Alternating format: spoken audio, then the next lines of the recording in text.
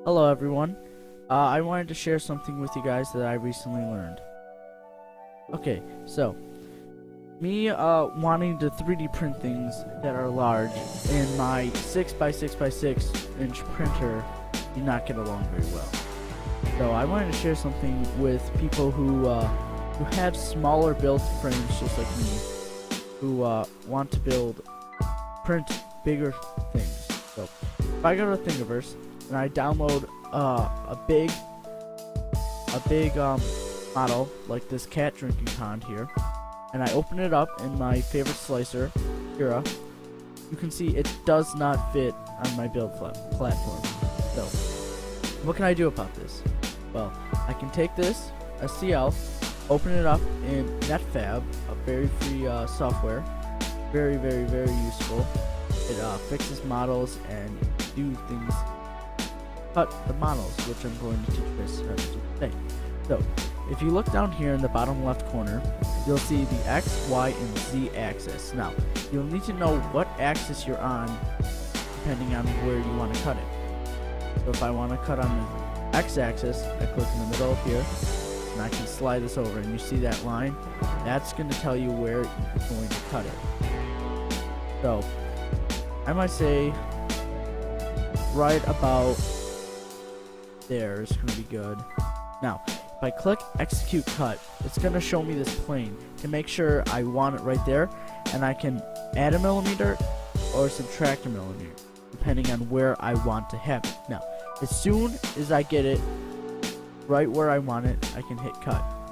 And what this will do is it will split the model. Now, I can choose one half of the model, and just by using your arrow keys, you can move it to the side, or you don't have to, but I like to. It just makes things easier if you gotta make another cut.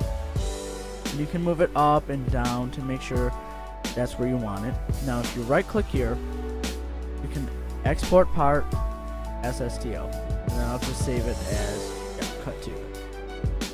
Now I can save this one here, export part as STL, cut 1, save.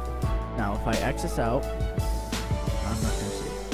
If I go to Cura, this is the original model. As you can see, it's not fitting. And I go to downloads, where I saved it. I can open up cut 1, and we can see that this still does not fit.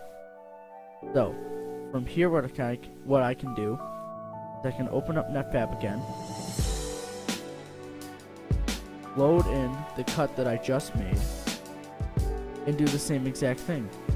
So as you can see, I'm going to want to make a cut on the Y-axis. So I click right in the middle, make it where I want to make my cut, execute cut, and then cut. Now, from here, I can move it over if I want, export part as STL,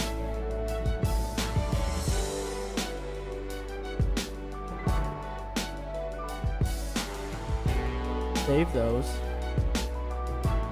open up Cura, delete that, load it up, load up the part that I just cut, and you can see this fits on the build platform. Now, this is great. Okay, now we have people with the smaller desktop printers have such more possibilities to make bigger things. These pieces were together before. They go right like that. I can print these side to side if I want. I probably won't, but I can if I want. Just really nice. So, guys, thanks for watching, and I'll see you in the next one.